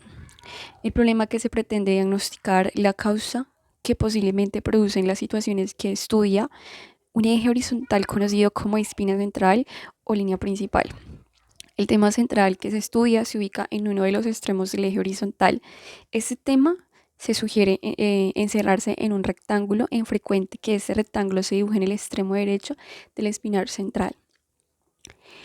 A las flechas inclinadas a causa primarias llegan a otra menor tamaño que representan las causas que afectan a cada una de las causas primarias. Esas no se conocen como causas secundarias. El diagrama de causa y efecto debe llevar información complementaria que le identifique. La información que se registra con mayor frecuencia es la siguiente: título, fecha de realización, área de la empresa, integrantes del equipo de estudio, etc. Estructura del diagrama de causa y efecto. Buena parte del éxito en la solución de esta correcta elaboración del diagrama causa y efecto. Es decir, cuando un equipo trabaja en el diagnóstico, el diagrama del problema se encuentra en fase de búsqueda. De la siguiente manera: el diagrama de Pareto, o también llamado curva cerrada de distribución ABC, es una gráfica que sirve para garantizar los datos de forma descendente a la izquierda a derecha, separados por barras. Permite asignar un orden de prioridades y mostrar gráficamente el principio paralelo pocos vitales, muchos rivales, que hacen referencia a que hay muchos problemas sin importancia frente a unos pocos que sí son muy importantes. Mediante gráfica colocamos los pocos que son vitales a la izquierda y los muchos que son triviales a la derecha. El diagrama facilita el estudio de los fallos en la industria o empresas comerciales, también los fenómenos sociales naturales. Hay que considerar que la distribución de los efectos como sus posibles causas no es un proceso lineal, sino que el 20% de las causas totales hacen que sean originados el 80% de los efectos y rebotes internos de la situación pronosticada. El principal uso que tiene elaborar este tipo de diagrama es para establecer el orden de prioridades en la toma de decisiones de la organización, evaluar todos los fallos y saber si se pueden resolver y evitar mejor los mismos. Por tanto, este diagrama ha sido construido por el equipo para identificar las diferentes características prioritarias que se van a considerar en el estudio de causa y efecto. El diagrama de Pareto es el punto de partida de la construcción del diagrama de causa y efecto. Para una correcta construcción del diagrama de causa y efecto se recomienda seguir un proceso ordenado con la participación del mayor número de personas involucradas en el tema de estudio. El doctor Caro sugiere la siguiente clasificación para las causas primarias.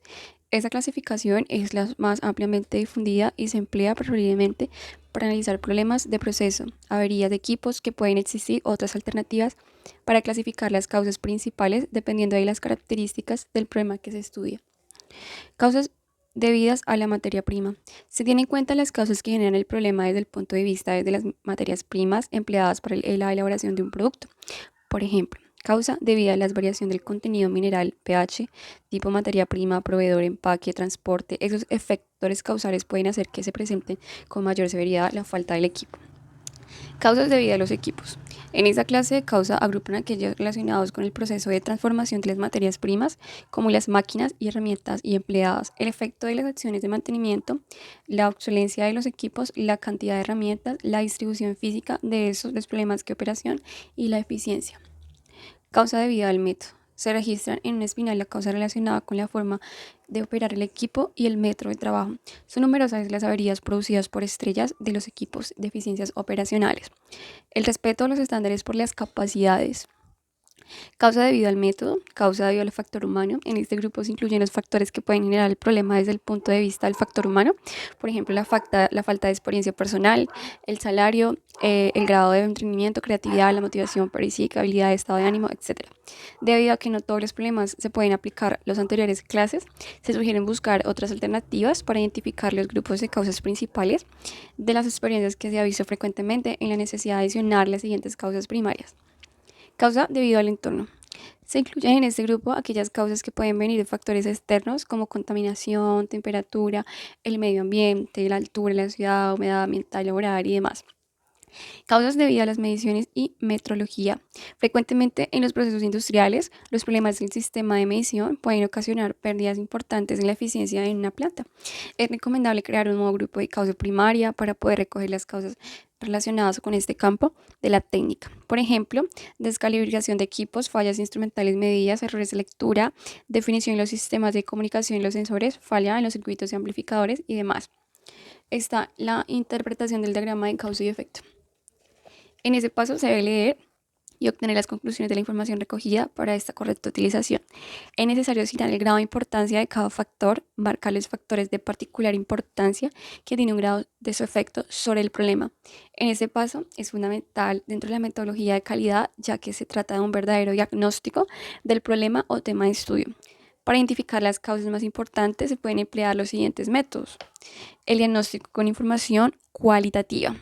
Cuando se dispone con un diagrama de causa y efecto, numerosa información cualitativa, opiniones o frases, como es el caso de causas relacionadas con la motivación del personal, falta de capacitación, sentido de pertenencia y otras causas difícilmente cuantificables. Es necesario procesar esa información a través de las técnicas especiales como el diagrama de afinidad y el diagrama de relaciones. En esta clase de técnicas facilitan el proceso de información verbal y su priorización basada en la búsqueda de relaciones de causa y efecto. El diagnóstico cuantitativo. Cuando el diagrama de causa y efecto contiene causas que son cuantificables, para las cuales podemos tener facilidad de recolección de datos, se recomienda realizar una evaluación del grado de contribución de cada una de las posibles causas del efecto. Esta clase de estudios se realizan empleando procedimientos estadísticos simples, como el diagrama de dispersión, empleando el papel binominal como completo. Estas técnicas permiten evaluar de una forma fácil el grado de contribución de cada causa y efecto, con cada uno de los grados de contribución obtenidos a través del papel binominal expresados en el porcentaje. Se podría construir un diagrama de Pareto e identificar la causa más que aporte el problema. Diagrama de afinidad. El diagrama de afinidad, también conocido como el método KH, fue creado por el Dr. Kawakiki. Este diagrama se utiliza para la organización de ideas que aportan un grupo sobre un problema complejo que se tiene en un área. Es un diagrama fácil de realizar, aunque las personas que lo elaboran ese tipo de diagramas deben estar capacitadas y saber más que nada del tema que requieren de tratar, ¿no? Cabe mencionar que este diagrama o método no da solución del problema, pero sí permite conocer las causas y los factores que la originan. El uso del diagrama de afinidad se describe como un proceso creativo, ya que parte de las diferentes ideas aportadas por diferentes personas. El diagrama de afinidad se utiliza para organizar una gran cantidad de datos que han sido obtenidos previamente de una lluvia de ideas. También cuando existe un problema complejo se pretende tocar de manera directa o que exista algún tipo en el que se quiera trabajar o sea complejo. Se creó para agrupar elementos que estén relacionados entre sí de manera natural. La función central del diagrama de afinidad es ayudar a centrar un problema que se encuentre poco definido mediante la aportación de ideas u opiniones sobre el problema. El diagrama no da solución, pero sí ayuda a tener una idea más clara de lo que podría estar originando ese problema o sus factores. Para llevar a cabo el diagrama de afinidad se debe seguir lo siguiente. Se debe contar con un grupo de personas capacitadas y con un líder facilitador. También el tarjeta AC14, bla, cinta adhesiva, un tablero lo suficientemente grande, post-its en donde se escriban las ideas, también son conocidas como tarjeta de datos verbales, y pegar las tarjetas. Para la elaboración experimental del líder o facilitador, informa al grupo sobre para qué se realiza la reunión y que esa etapa constará. También les explicará sobre el rol que cada uno de esos desempeñará. Después el facilitador expone el tema que se va a tratar y lo dice en forma de pregunta. Cada uno de los miembros del grupo escriben sus ideas y las tarjetas en post-its que se han entregado. Se les da un tiempo de 5 a 10 minutos para ello y no deben establecer comunicación entre ellos durante ese tiempo. Se comienza a agrupar las ideas que fueron aportadas en el diagrama definida, en donde en las tarjetas de post-it se les escribe la frase independiente. Después las ideas que asemejan las que están escritas en los post-it se van agrupando y en esa se le conoce como afinidad mutua. Después de esa etapa se dibuja el diagrama de afinidad ya terminado y por último se lleva a cabo una discusión entre los grupos acerca de la agrupación que se le dio a cabo el POSIT con la idea de cuál es la relación que se tiene con el problema. Diagrama de relaciones. El diagrama de relaciones es una herramienta que analiza un problema cuyas causas están relacionadas de manera compleja. Permite alcanzar una visión conjunta sobre cómo las causas están relacionadas a sus efectos y cómo unas con otras se relacionan entre sí. El objetivo principal del diagrama de relaciones es la identificación de relaciones causales complejas que se pueden existir en una situación dada. El método supone que hay muchas posibles causas y efectos en torno a un determinado problema.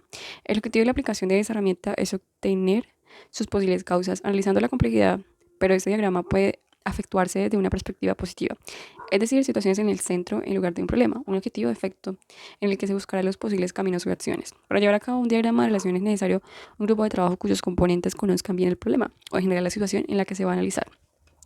Elaboración del diagrama. Los pasos para conseguir la construcción del diagrama, es decir, describir el problema. Escribir una declaración definida en cuestiones que se quiere explorar. Concreta una tarjeta hacia el centro de la superficie del trabajo. Identificar posibles causas. El equipo de trabajo enuncia las causas que, en su juicio, afectan al problema, que son escritas en tarjetas de causa, con el fin de situarlas posteriormente en el área de trabajo. Tercero es agrupar posibles causas similares. Materializando las ideas agregadas a las tarjetas en la superficie de trabajo se agrupan en razón de la similitud entre sí. Esta tarea facilita el desarrollo de las fases posteriores al procedimiento. 4. Ordenar las tarjetas de causa según la relación causa y efecto. El equipo sitúa las tarjetas cuyas se presenta la relación intensa y directa con el problema formulado acerca de la tarjeta central que se define. Esas son las causas del primer nivel o primarias. 5. Continuar en orden las tarjetas. Las tarjetas de causa y en segundo y tercer nivel del número de niveles que correspondan se van a situar sucesivamente de forma más elevada en el centro procedente. Sexto, determinar la relación entre las tarjetas. Se analiza las tarjetas relacionadas causa y efecto. Entre ellas, ¿es esta la idea que alguna otra idea? Así se relaciona causa y efecto. 7. Analiza el diagrama. En este análisis del diagrama se relaciona hay que tener en cuenta que la tarjeta que tiene más flechas de salida son probablemente las causas principales. También son las de interés de las tarjetas que reciben más flechas de causa y efecto. El análisis del diagrama hay que considerar que las tarjetas que tienen más flechas de salida son probablemente las causas principales. También son de tarjetas que reciben más flechas, causa y efecto. Esos son los efectos que también pueden ser fundamentales. Así que se tienen en cuenta tanto las flechas de entrada como las de salida para cada una de las tarjetas. 38 reglas de la creatividad. Entonces, un gran artista nos propone esas 38 reglas de creatividad en las que nos podemos hacer eco de la definición de manual. Ignorar a todos. La idea no tiene que ser grande, solo tiene que ser tuya. Échale horas. Si tu business plan depende de ser descubierto por algún pez gordo, tu plan probablemente fallará. Tú eres responsable de tu propia existencia. Todo el mundo nace creativo. A todos nos dan una caja de colores en la guardería. Mantén tu trabajo al día.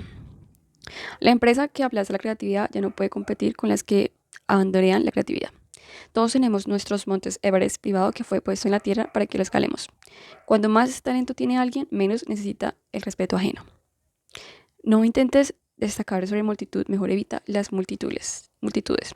Si te aceptas, el dolor no te puede hacer daño. Si te aceptas, el dolor no te puede hacer daño. Nunca compares tu interior con el exterior de otra persona. Morir joven está sobrevalorado. La cosa más importante de una persona creativa puede aprender a nivel profesional en donde dibuja la línea roja que separa lo que está dispuesto a hacer de lo que no está dispuesto a hacer. El mundo está cambiando. El mérito puede ser comprado, la pasión no.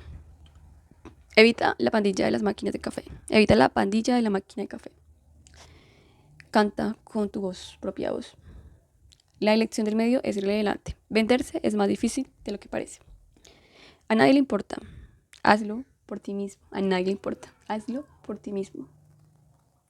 Preocuparse por comercial artístico es una auténtica pérdida de tiempo. No te preocupes por encontrar la inspiración. Al final llega. Tienes que encontrar tu propio talento. Y la mejor forma de conseguir la aprobación es no necesitándola. El poder nunca se da. El poder se coge. No importa la decisión que tomes, al final cada uno acabará en el lugar que merece. La parte más dura de ser creativo es acostumbrarse a ello. Sé frugal. Permite que tu trabajo envejezca contigo. Sé ser pobre apesta. Ten cuidado de convertir tus hobbies en un trabajo. Disfruta la oscuridad mientras dure. Empieza a bloguear. El significado es escalable, la gente no. Cuando tus sueños se convierten en realidad, ya no son tus sueños,